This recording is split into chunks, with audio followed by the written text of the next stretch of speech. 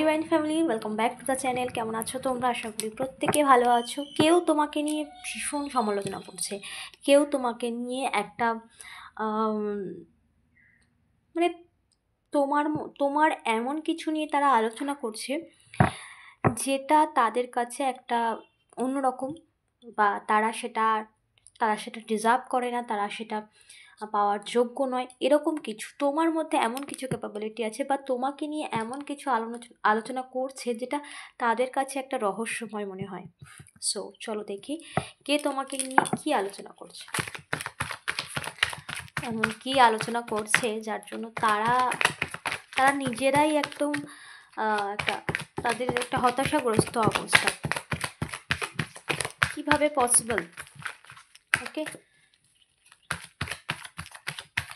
Thank you so much universe. Please guide করো কী আলোচনা করছে আমার ভিউয়ার্সকে নিয়ে, যাতে তারা নিজেরাই একটা তাদের কাছে আনএক্সপেক্টেড, তারা হতাশাগ্রস্তের মধ্যে পড়ে গেছে।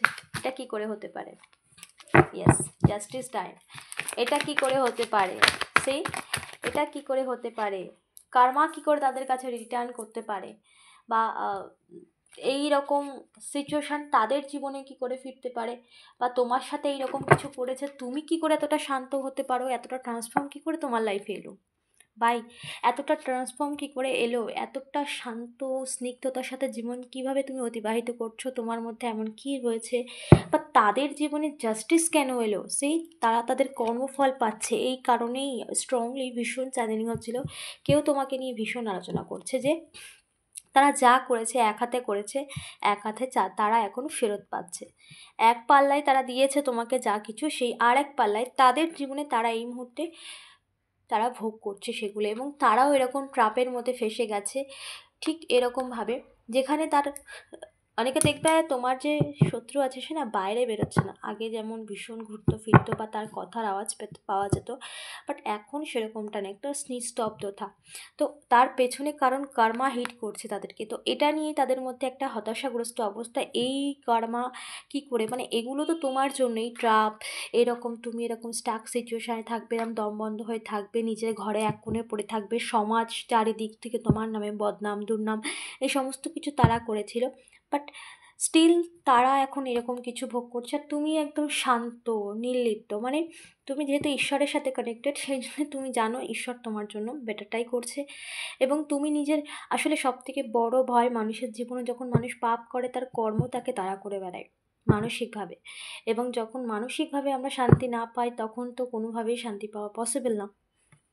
তো এখন তারা সেটা বুঝতে পারছে, তাদের কর্ম তাদেরকে তাড়া করছে, তাদের ভয় তাদেরকে তাড়া করছে, এবং তারা তাদের কর্মফলও পাচ্ছে।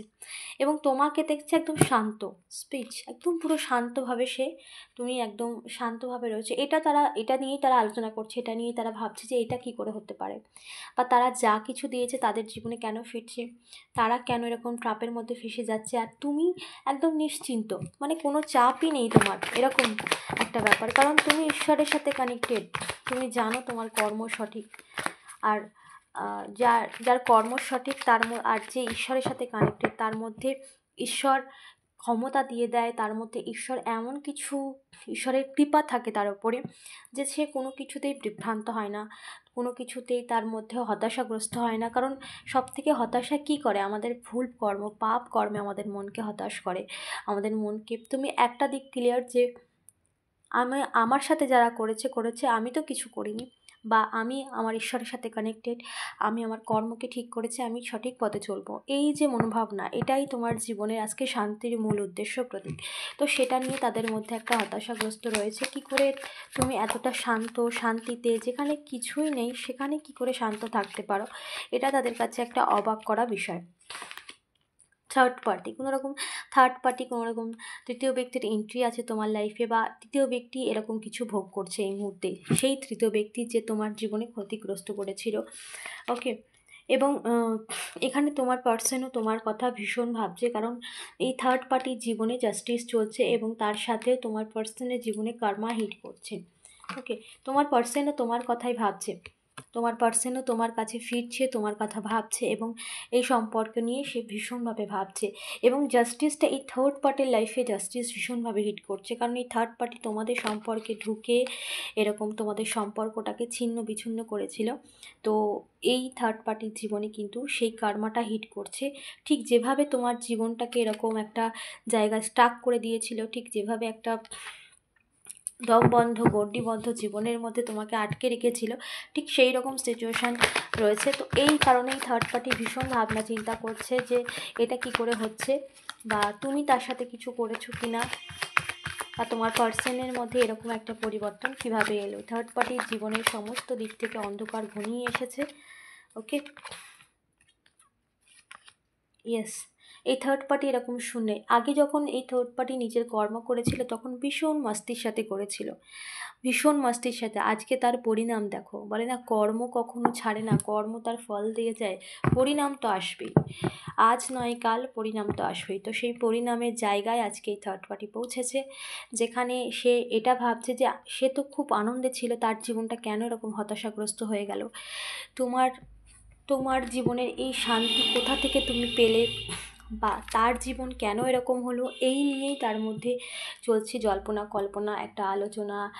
এবং তার সাথে সাথেও সে নিজের কর্মটাকেও বুঝতে পারছে, কারণ কর্মা যেহেতু তাকে হিট করছে আর তার অন্তরাত্মা তাকে বলছে এটা পাপ করেছো, এর কর্মের ফল তোমাকে ভোগ করতে হবে।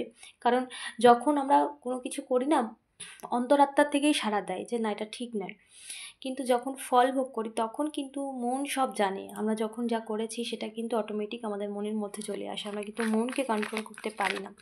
ওই জন্যেই পাপ কাজ করার থেকে নিজেকে কন্ট্রোল করার জন্য একটাই হচ্ছে নাম জপ। বলে না এখন তো ভীষণভাবে, যেহেতু অনেকেই জানো, ম্যাক্সিমাম জানো, অনেকে না সবাই জানো, প্রেমানন্দ মহারাজ যিনি রয়েছেন তিনি নাম জপে ভীষণ, কারণ মনের বিচার, মন হচ্ছে বদমাশ, তাকে কন্ট্রোল করতে গেলে একমাত্র নাম তাকে দিতে হবে, নামই একমাত্র পারে, ঈশ্বরের নামে অপার ক্ষমতা, এই নামই পারে মনকে মানে খারাপ জিনিস থেকে কন্ট্রোল করতে, কারণ মন আমাদের উপর ভীষণভাবে হ্যাভি হয়। ওকে, আর আমাদের মন আমাদের বিচারটাকেও মানে ভুল প্রমাণ করে দিতে পারে, বোধ বুদ্ধিটাকেও। তার জন্য মন যাতে নিজের কন্ট্রোলে থাকে এবং বিচার বুদ্ধিও ঠিকঠাক থাকার জন্য নাম জপ তো অবশ্যই প্রয়োজন প্রত্যেকের। যে যা ধর্ম রয়েছে সে সেই ধর্মের কোনোরকম তো ঈশ্বরের সাথে কানেক্টেড অবশ্যই থাকতে হবে, কারণ কলিযুগের প্রভাব তো মানুষের উপরে পড়ছেই, এবং যার জন্য এত খারাপ কিছু জীবনে আমরা প্রতিনিয়ত দেখে চলেছি, শুনে চলেছি। তো তার জন্য মনকে কিছু একটা দিতে হবে যেটাতে মন কন্ট্রোল হয়, সেটা হচ্ছে ভগবান নাম, এটা ছাড়া আর কোনো পথ নেই।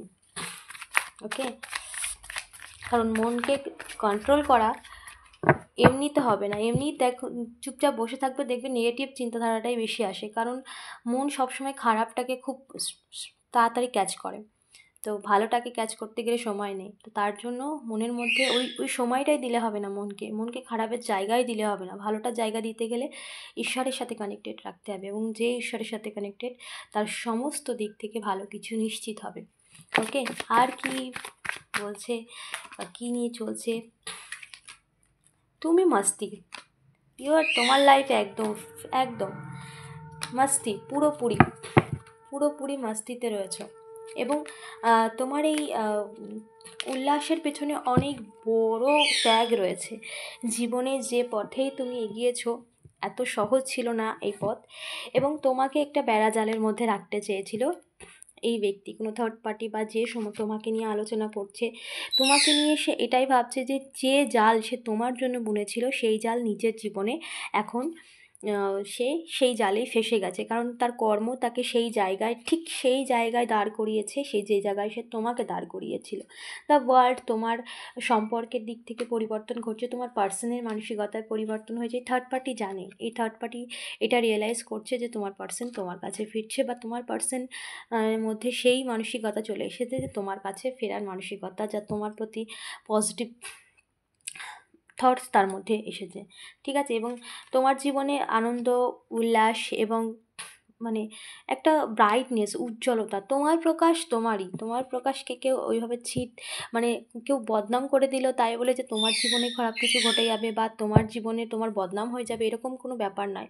কিন্তু পাস্টে এই ব্যক্তি প্রচুর এরকম কিছু করেছে, সে ভেবেছিল তোমার নামে মিথ্যে বদনাম করলে, উইদাউট রিজন, প্রমাণ নেই, কোনো কিছু নেই, মিথ্যে বদনাম করলে বোধহয় সব কিছু হয়ে যাবে। বাট এটা তার যে ভুল ধারণা, ভ্রান্ত ধারণা, সে এখন বুঝতে পারছে। এই নিয়ে তার মধ্যে প্রচুর মানে দুবিধা প্রশ্ন, এবং এইটা যে সে ভুল করেছে তার রিয়েলাইজেশন, একাকিত্বতায় তার জীবনের একটা অন্ধকার নিয়ে এসেছে তার জীবনে, এবং স্তব্ধ হয়ে গেছে জীবনের একটা অন্ধকার, ঘন অন্ধকার তার জীবনে নেমে গেছে। তার জীবনে সুখ ছিল, সমৃদ্ধি ছিল, বাট নিজের কর্মের দ্বারা সে সমস্ত কিছু কেড়ে নিয়েছে।